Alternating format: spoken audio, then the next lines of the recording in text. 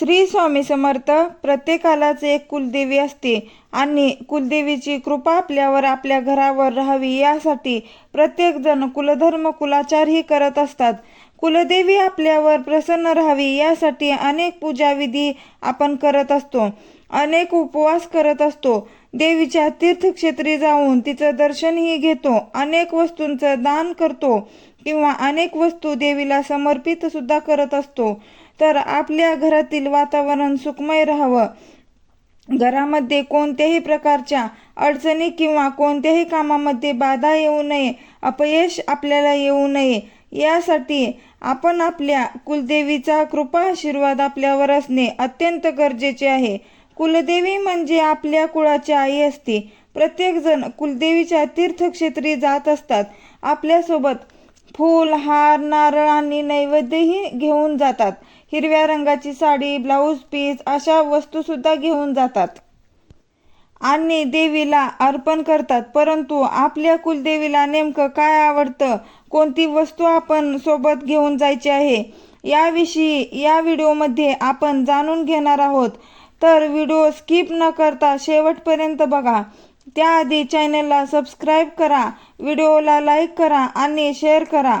आता जी वस्तू आम्ही सांगणार आहोत ती जर तुम्ही कुलदेवीच्या दर्शनाला जाताना तुमच्याबरोबर घेऊन गेलात तर नक्कीच कुलदेवी तुमच्यावर प्रसन्न होईल, तिचा कृपा आशीर्वाद तुम्हाला मिळेल. तुम्ही तुमच्या कुलदेवीच्या दर्शनाला कोणत्याही दिवशी जाऊ शकता, परंतु जेव्हा तुम्ही तीर्थक्षेत्री जाणार असाल त्यावेळी तुम्ही घरातून जात असताना तुमच्या घरातल्या देवीची सुद्धा पूजा करणं आवश्यक आहे. कोणाची कुलदैव असतील तर कोणाची कुलदेवी असतील तर कुणाला कुलदैव आणि कुलदेवी असे दोन्ही असतात. तुमच्या कुळधर्म कुळाचाराने तुम्ही तुमच्या देवताची पूजा अर्चना करूनच घरातून बाहेर पडायचं आहे आणि कुलदेवीला प्रार्थना करायची आहे की मी तुझ्या दर्शनाला येत आहे, तुझ्या घरी येत आहे आणि येताना मी माझ्याबरोबर माझ्या हातून घरी बनवलेला नैवेद्य तुझ्यासाठी घेऊन येत आहे.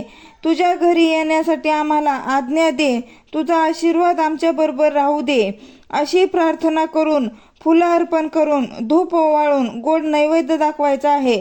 तीर्थक्षेत्री जात असताना तुम्हाला गव्हाच्या पिठाच्या 11 पुऱ्या आणि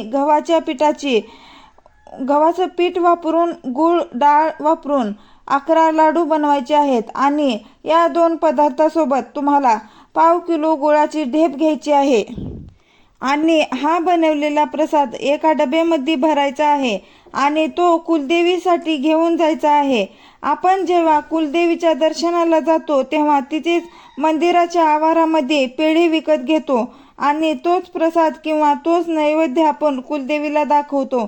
पण आपल्या घरातून आपण आपल्या हाताने बनवलेला नैवेद्य कुलदेवीला अर्पण करणं महत्त्वाचं आहे. मगाशी म्हटलं तसं कुलदेवी ही आपल्या कुळाची आई असते आणि मग आपण आपल्या आईसाठी आपल्या हाताने एक पदार्थ बनवून घेऊन जाऊ शकत नाही.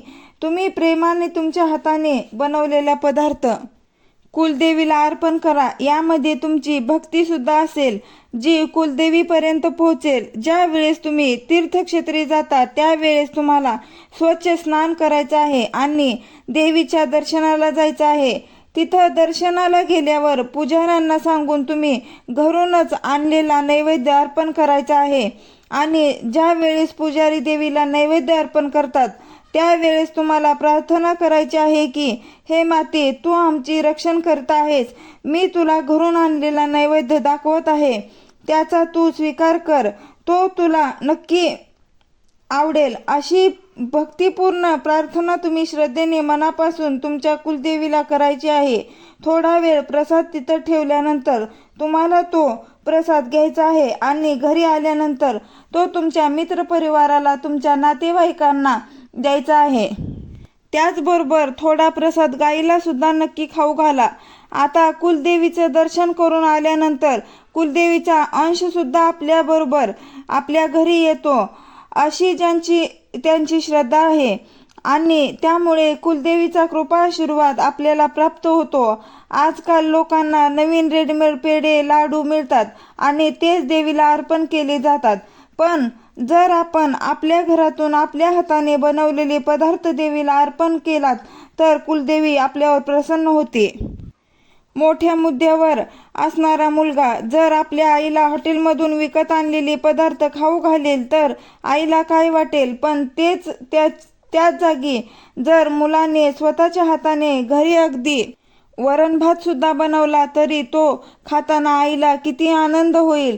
तिच्या डोळ्यातून अश्रुधारा वाहू लागतील, कारण आई प्रेमाची भुकेली आहे. तसंच देव सुद्धा भक्तीचा भुकेला असतो. भक्तीमुळे ईश्वर प्राप्त होतो आणि म्हणूनच कुलदेवीला जाताना तुमच्या ऐपतीप्रमाणे तुम्हाला जमेल तसं एखादा गोड पदार्थ बनवून घेऊन जा आणि तो देवीला अर्पण करा. घरी आल्यानंतर सगळ्यांना वाटा. नक्कीच तुमच्यावर कुलदेवी प्रसन्न होते. याबद्दल तुमचं मत